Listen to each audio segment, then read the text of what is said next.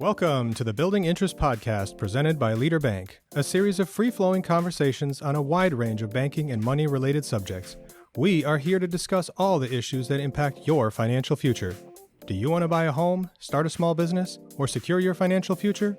Or maybe you want to maximize your savings ability, get your budget in order. We can help. Our talks with experts and influencers across the world of banking will set you in the right direction.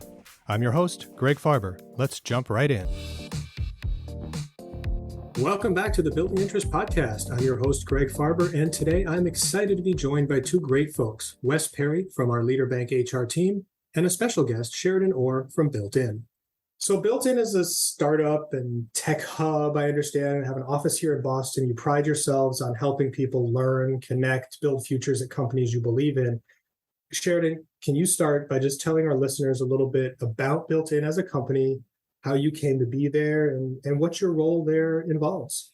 Perfect. Well, thank you so much. And I'm super excited to have this conversation with you and Wes because, tech employment and tech recruiting is something we're definitely passionate about. So you probably know us specifically from BuiltIn Boston, but we also have BuiltIn.com, and that encompasses 72 other tech hubs in the United States.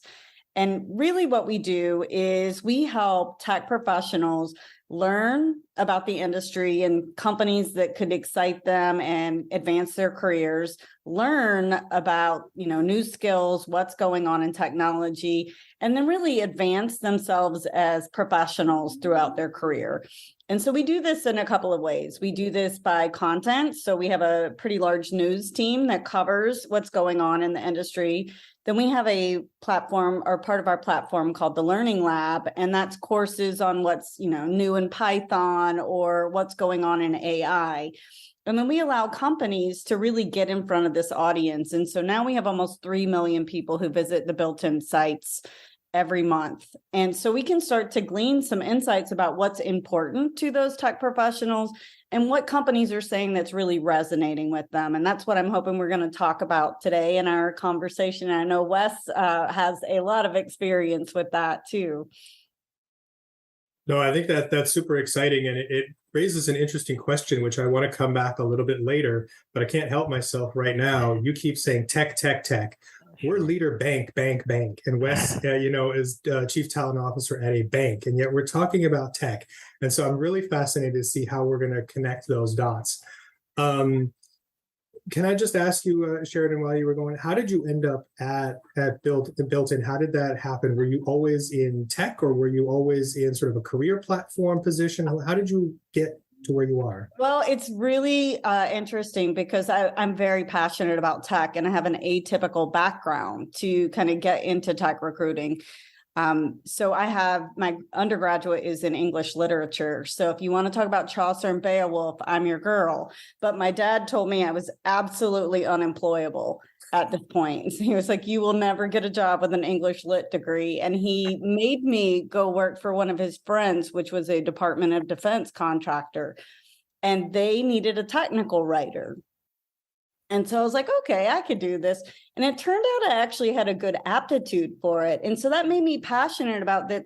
Actually, tech is a really open field. Like we all think that, you have to be, a coder or a data scientist to really be inside of a technology company.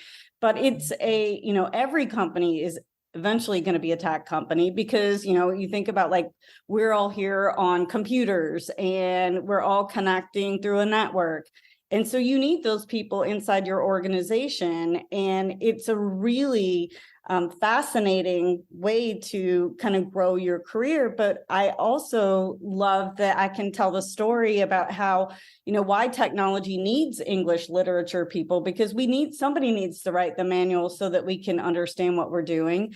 So that's kind of how I evolved. And, obviously my career has taken me through different types of technology. I mean, I started at Cisco, so networking, and then I ended up going to Red Hat, which, obviously is an open source technology. And, what people don't know is they actually were the first SaaS company. They actually started how you have a subscription. And like those stories are really fascinating to me. And when I think about technology careers, like one of the things that we all get from our degrees is we learn to learn.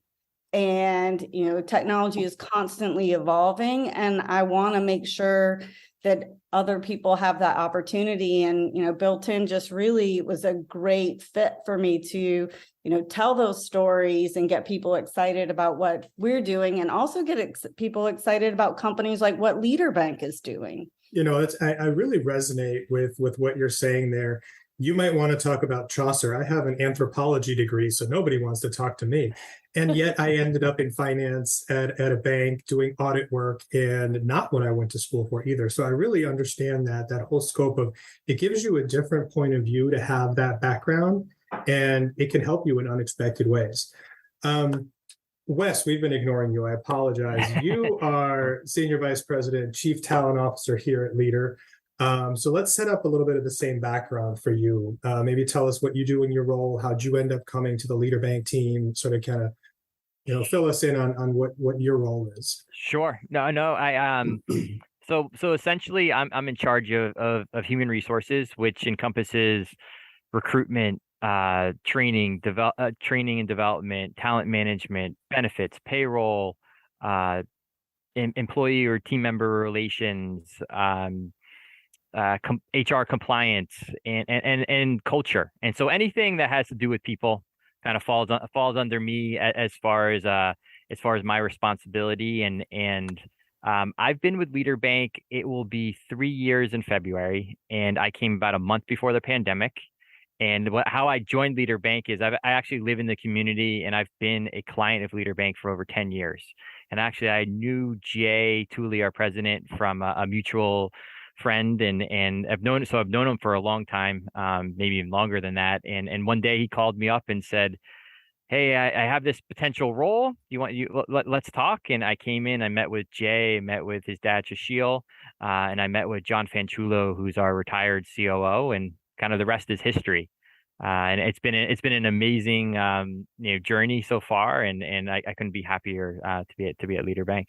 It has been, and just in the time that you've been here, but even in the time that I've been here, Leader's come a long ways in terms of HR really developing from something that at the beginning was really just payroll administration, and now you guys are providing and being that resource and everything.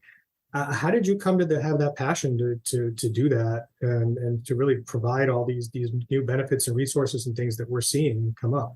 Sure. So funny as we talk about majors. So I'm again someone that's probably not working in the major that I had. I was a marketing major, so maybe it was a little bit closer. But at least that's relevant to this call. Right. Exactly. And I it's funny as I think about my career. I graduated college and thought they just sort of handed out jobs, that pretty much anyone would just give you a job, and found that out the hard way. That's not how it works. And so I actually started as a temp for monster.com when it was a big sort of tech job board, when we were the job board, and worked my way up from the very bottom. I took paper resumes and processed them and got uploaded into systems called applicant tracking systems, and kind of worked my way up into recruiting roles and recruitment management roles, consulting roles, and then moved over to a specialty materials chemical company in the Boston area, and headed global recruitment, and then moved my way into HR, and just kept taking on new opportunities and learning and growing as I went along, and really gained a passion for helping people. I think that really came back to what I was passionate about is how could I help people advance their lives, whether it was getting a new job or being better in the job that they have, or moving into another opportunity, or providing better benefits. And I've always had a love for technology. And so I think, how can we make technology make people's lives better? And I've tried to hopefully bring some of that methodology into how I look at HR within Leader Bank. Is how can we automate things, streamline things, and utilize technology in a different way. And it kind of comes full circle to this conversation, because it does seem, to your original point, why are we talking about technology when we're a bank? And really, we need to find the technology talent to bring into the bank to help automate and streamline things for our clients, but also our internal resources. And that's why sort of having a strong partner like BuiltIn has really helped us. Yeah, that's really, banks are not thought of as tech companies, but we live it, and you said it. We really do rely on an awful lot of technology to hire, to grow, to exist, to be more efficient and everything else. So we've kind of talked about who you both are, and I think we want to recognize in this episode, right, that the real magic happens when we work together. And so I kind of want to hear from you guys. How did this partnership come about? How did Leader and BuiltIn Boston start working together?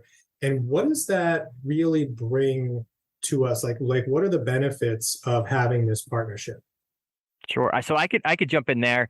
I'll be honest. The partnership actually came through Christine Paradise, who is our talent acquisition manager, who joined Leader Bank in January, and so she had worked for I say startup, but it was really it was a UK company that was starting their presence in the United States and hiring in Boston and San Francisco.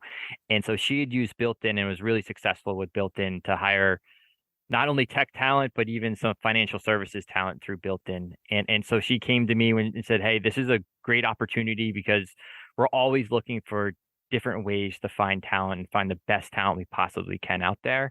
And so we talked to the BuiltIn team. I'd heard of BuiltIn, from other colleagues, but really Christine talked about having used it and the passion she had about it. We met with the team at BuiltIn and really what we get out of it and what we were looking for is partly recruitment advertising, recruitment branding. So we're able to build a company profile, have our jobs listed on through BuiltIn who have really strong SEO features and are able to really get the word out about Leader Bank and the tech roles that we have and generally all our roles, because all our roles go on there, but it's really about the exposure that they can bring back to Leader Bank and the types of candidates and the quality of candidates. And I actually have a really great stat because part of our strategy initially is how can we get people to learn who is Leader Bank? Because sometimes that's the challenge, right? Who is Leader, especially if you're in the tech space? Why would I go to a bank?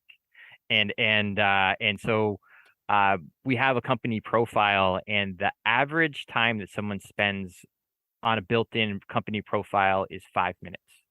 And our company profile, the average time someone spends on is 39.8 minutes, which is an unbelievable stat, way exceeds my expectations. So it means that people are getting to our company profile.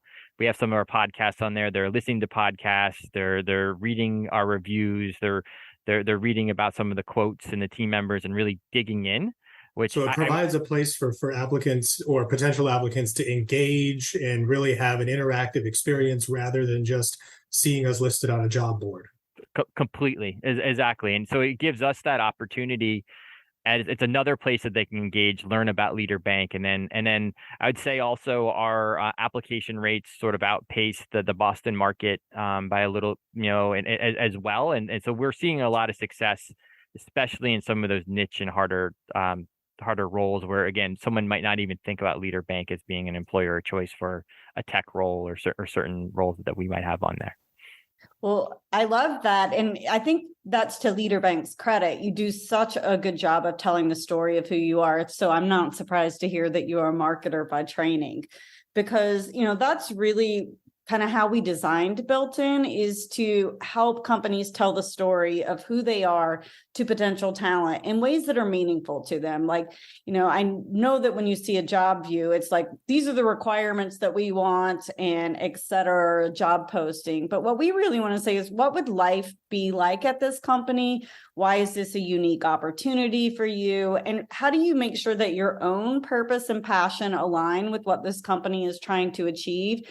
And get a glimpse into the people who work there. And I guess the old adage, to show rather than to tell is really something that we try to incorporate into those experiences that we create for tech workers. And, I think you guys do just an amazing job. And anybody who is looking to recruit talent in the technology sector that is an atypical tech employer, could look at your site and say, okay, this is best practices on what to do. And I'm so glad you're having that kind of success, but, we don't try to think in terms of impressions at BuiltIn because, a lot of times you see, oh, we had 10 million impressions, but those are one millisecond on an eighth of a page. And what we really want to do is engage and create experiences that, a person can see themselves maybe working at that company, or at least in long enough to investigate, are these jobs good fits for them?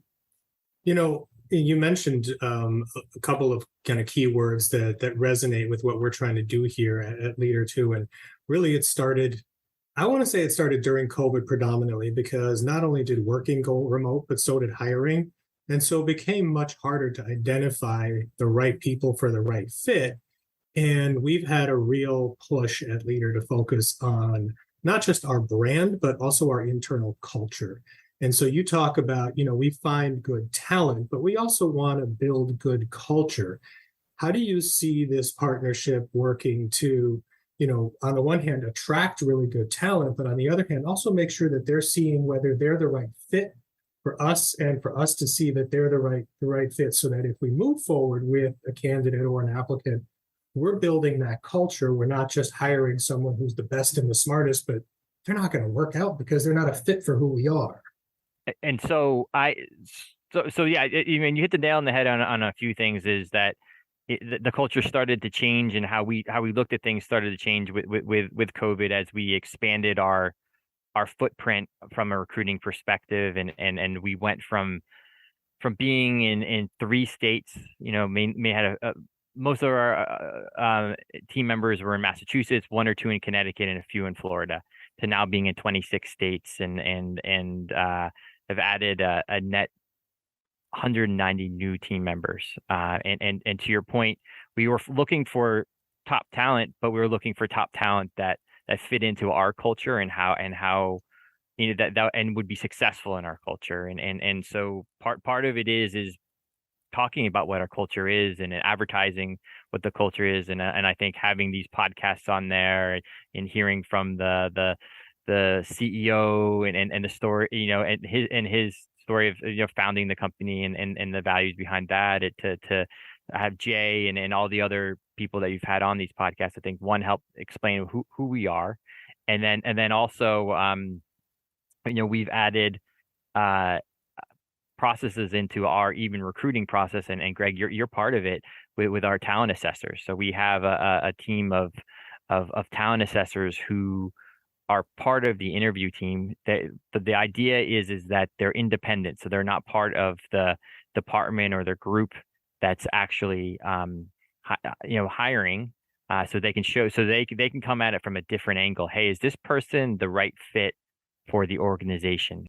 You might have a hiring manager who has urgency bias. Well, this role has been open for 3 months. I need to fill it. I'm just drowning, and I'll find whoever. Where this talent assessor is really looking at, is this person the right cultural fit? Is this person the right fit for the bank? Not just now, but in the future. So I think that's one way that we really have tweaked our recruiting processes over the last 2 years, and really looked at how can we make it more successful. And then also I've had many conversations with candidates on just being transparent, like, hey, this is what you're walking into. This is, we don't have processes here. We don't have teams of 40 people. And you might be the team of 1. So just so that we're being open and honest about what the role is, so that you as a candidate or a new hire know what you're walking into. That's so interesting. That I love that your process is kind of continuous of the experience that, we're trying to create for the BuiltIn user. Because what we found, and it's been really interesting, and I've noticed a big change actually since COVID, is that there are a couple of things that we're seeing from candidates that they care a lot more about than they ever have. And mission, vision, and values really are where a lot of our candidates or tech and talent are spending time on our site, is really investigating, are these companies aligned with what I want to do or what I believe in my personal mission? And that's been really interesting to see. And the other thing is they're looking, and I won't call these, I want work-life balance. I want things that fit with the life that I'm trying to build for myself. And so like we're starting to see a lot of different benefits that matter to tech employees, like for instance, volunteerism. Like people want to not only work in a place that aligns with their passion, they want a work environment that supports their other passions too. And so it's really interesting that you are, just have that same through line all the way through your hiring process. Is this something you're seeing more of? You mentioned obviously COVID. Specifically, you think because people are remote hiring and remote interviewing, or is this kind of just something that was on the horizon anyway and we stumbled into it?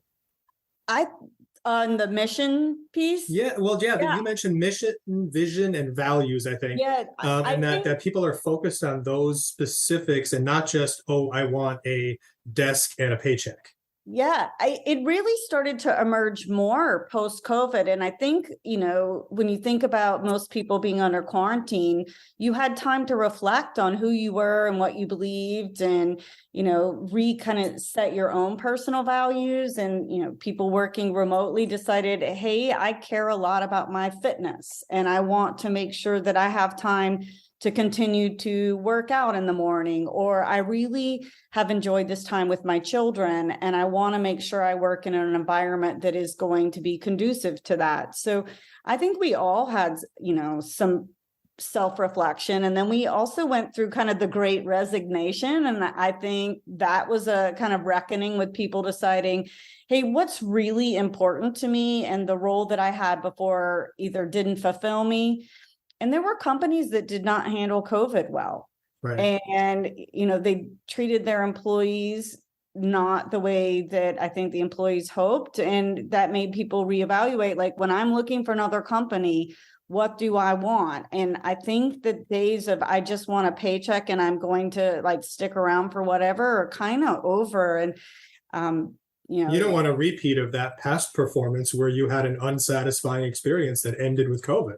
Yeah, you Right. totally don't. And, look, we all had things that we were grappling with those first, like, think about those first 3 weeks where we were like, is this going to be a permanent thing? It was a free for all at first. It was Nobody knew what we were doing. We started from nowhere. No clue. Yeah. And so I think that, a lot of people just had an opportunity to go, what is it that I really want? And the other thing is, the generations that are coming up behind us, I mean, I'm like pretty squarely Gen X, like they just have different expectations for the role that work is going to play in their life. And we're seeing that very much so. And Wes, I know that you deal with that kind of all day long, from like the minute you're trying to hire them all the way through their development. Sure. And exactly. We've had to, we've kind of had to tweak the way that we've done things. And Greg, you've probably can attest, having been here for a while, and again, I think some of what we're seeing was on the horizon. It just COVID fast forwarded, especially the remote work, by a good 10 years, maybe 5 to 10 years, and I think the companies that saw this, to your point, and jumped on it and captured it are going to come out ahead, and I think to the same point that we went with the philosophy that we are going to find the best talent that fits in with our culture, no matter where you live, and bring them into the organization that has gone to our advantage. And one example that I'll use is our security-based lending team. Not one person in the security-based lending it's a brand new department, brand new organization, something that we hadn't done in the past at Leader Bank, and not one person lives in Massachusetts. I think the closest person lives in New Jersey. And I think trying to find that talent in Massachusetts would have been next to impossible. And we would have probably had to relocate people, and it wouldn't have been as seamless. And I think we have an amazing team that's been put together. But that came out of, hey, we're going to find the best talent no matter where they sit, make sure that they need to fit into our culture, and we need to make sure that we're also fitting into their needs as well. And balancing that. So, and also listening and understanding what are the needs of these new team members. I think that's an important piece. So I wanted to come back to a word. I think it was Sheridan used it a couple of times, and that word is purpose. Now, you mentioned mission, vision, values. We kind of touched on that before. You guys have a quote on your website that talks about being having a vision to connect the world through a shared passion for tech, which we've definitely talked about, the tech part of it, and the human need for purpose.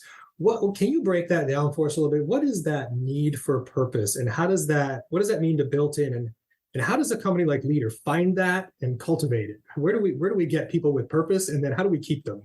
Well, I think, one of the ways is telling the story of who you really are and that transparency and like, what is the company trying to do? And, ultimately everybody wants to use their talents in some productive way, whether that's change the world. I mean, I know that sounds a little highfalutin. I'm sorry, I'm from the South. That's something we use in common vernacular down here. But I mean, it does sound kind of, atmospheric of like, hey, I want to have this purpose and I want to contribute and change the world with it. But be a part of something bigger. You do we all want to be part of something bigger. And I do think also COVID shined a light on that, because we were all of a sudden alone a lot more than we had. And you just did not realize how much you missed that human interaction and that collective experience. And I think the first show that I went to, I'm a kind of a theater geek.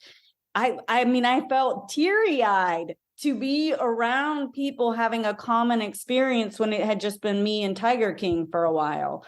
And so I think, that's really the purpose, is how do I connect my talents with this greater thing for good?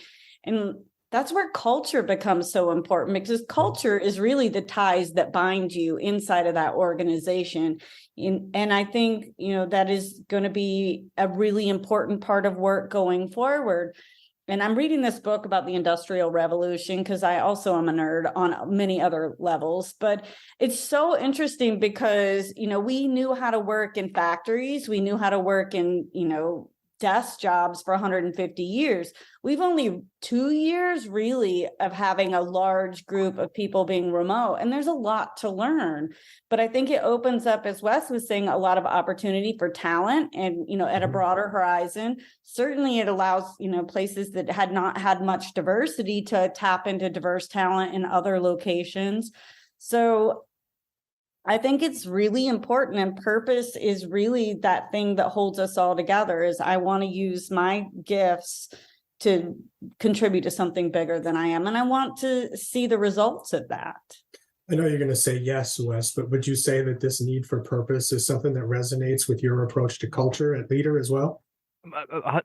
Exactly, 100%. Leading question. I told you you'd say yes, but I kind of wanted to hear your thoughts on it. Sure, and I think it is. I think it's part of, how can we be part of something broader? How can we help our clients? How can we, feel fulfilled or fill your own cup every day? And so it's interesting. And I have this great stat because we recently had gone through the Boston Globe's Best Places to Work survey, and we get data, and we have data year over year. And one of our big jumpers from 2021 to 2022 data was, my job makes me feel like I'm part of something meaningful, and it jumped over 15%, and it was already a high score. And the woman that I was working with on the survey group said, wow, like that's a big jump. Like you guys must be doing something. Like, what are you doing to make it jump that high?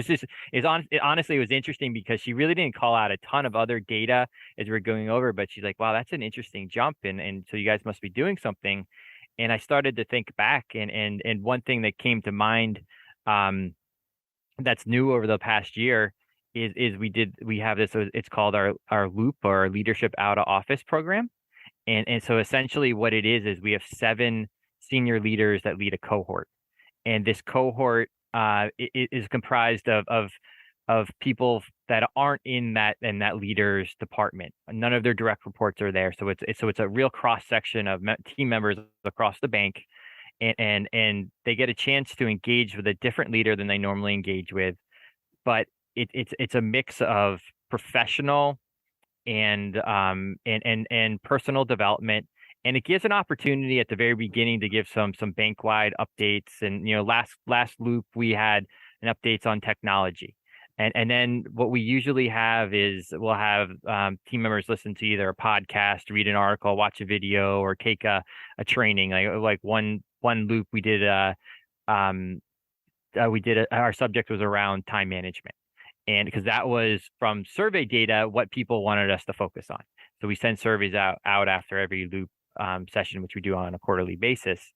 And then we take this topic and we break out the team members into small breakout rooms, and they get each time they get in with a new group and they discuss the topic, they answer some questions, and then we come back as a larger group and discuss. And it just gives an opportunity to learn more about each other, to engage in a different way, and I feel like it gives that sense of belonging to an organization. It gives, we hear about the different groups, and you meet a different leader or different topics or things that are going on during the update with the bank, and so you feel like you're connected. And also I feel like Jay, our president, he does a great job of sending out videos around, hey, this is what's going on at the bank, and so you really feel like you understand it and you feel like you're part of something. Which is, so again, that quote for sure resonates with me, because I also think about it when I explain the bank. I say we're always tech forward, so I think it really resonates that we're tech forward, and that we do it with that purpose. No, I think you're right. I mean, and I obviously have participated in these kind of loop calls and things as well, and other meetings where we've brought different departments together. And it really, it allows you to understand that you aren't just one person in one department, but you're part of a bigger organization that has a certain feel and a certain culture. So no, that's great. And I love that quote, and I love your guys' insight on it. What, Sheridan, maybe just kind of to start wrapping things up here a little bit, what advice might you give to new talent entering the industry? Obviously, you see a lot of people, maybe not you personally, but your company sees a lot of people come across the site. Some get hired, some don't. Some companies hire people. Some people are not able to maintain that great talent. What's some advice that you might give if you're new talent and you're out looking to enter the tech industry, or specifically perhaps even just the banking sector on the tech side? I think the biggest advice I would give is to remain curious, like to continuously be trying to learn, explore. And at the end of the day, I mean, most people are really nice and welcoming. Like if you want to know something more about a role, or, hey, I don't know anything about auditing, I'd love to just, Greg, do you have 10 minutes to catch up with me? No one says that.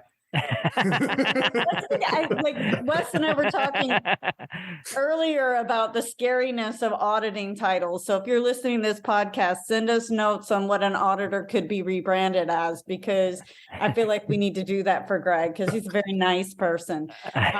Thank you. But I do think that it is, reach out, like learn about the companies. I mean, obviously BuiltIn, we build those profiles for you to find out what they're looking for, what skills they need. But, obviously the world is changing really, really rapidly. And so you're going to have to commit to continuing to learn. I mean, I've had to learn so much between my MBA and now, that just to keep pace with the times. And so I think that's it. And the other is reach out for help and ask people, because they want to. And I get quite a few pings from students saying, hey, I really, I'm an English person. English lit person. How do you go from, where I am to where you are? And I will take those calls every single day. And I feel committed to helping people grow as humans and professionals. And so I think that's the biggest important thing. And is if you can go from, studying Chaucer to writing manuals for rocket systems, and I certainly am no genius, that means everybody can kind of stretch outside of their comfort zone. And so I would challenge you all to do that, because that's what makes life fun too. That is great advice. Wes, any thoughts from you or your side? A lot of the same is I always say to be open to something that new, or something that you didn't think you would do, or I'll give myself an example. If you had said 5 years ago I would be in banking, I would say not a chance. I would just wouldn't have thought about myself in a banking role. And it's Right. nothing against the banking industry. I had worked for a tech company. I'd worked for a material science pharma company that, where we manufactured something. And so I'd always just sort of said, hey, that was kind of where I'm going to stay. And so again, I think it's being open to new opportunities, and seeing where else you can stretch yourself, even new functions that maybe you might not, I said, well, and Greg, like, you're a perfect example. You made the switch from being underwriting to auditing, just being open to whatever opportunities come your way, and capitalizing on them. I think Sheridan had a great point, is ask someone, what's that like? What's that? What's a career like? What's your day to day look like? How'd you get into it? And always when I ask someone how they got into it, it's really kind of interesting. So, So I got learning, I got research and whatever, I got asking for help. But I think the number one thing I got is just being open to new things. And the three of us on this call today, none of us went to school for what we do. None of us are working in the job where we saw ourselves working in, and yet we're all loving it and enjoying where we are today. And we didn't get there by not following our same advice that you just gave. So I really want to thank you both for being here today. This was a lot of fun. I had a great time chatting. I look forward to hearing more great results coming out of this partnership, and have a great afternoon. Thank you so much. Thank you. BuiltIn is not affiliated with or owned by Leader Bank NA, and all opinions expressed by Sheridan Orr are her own and not the opinions of Leader Bank. In addition to past episodes, you can also find our corresponding blog entries on our website at leaderbank.com. This podcast is a production of Leader Bank NA, Equal Housing Lender, member FDIC, NMLS number 449250.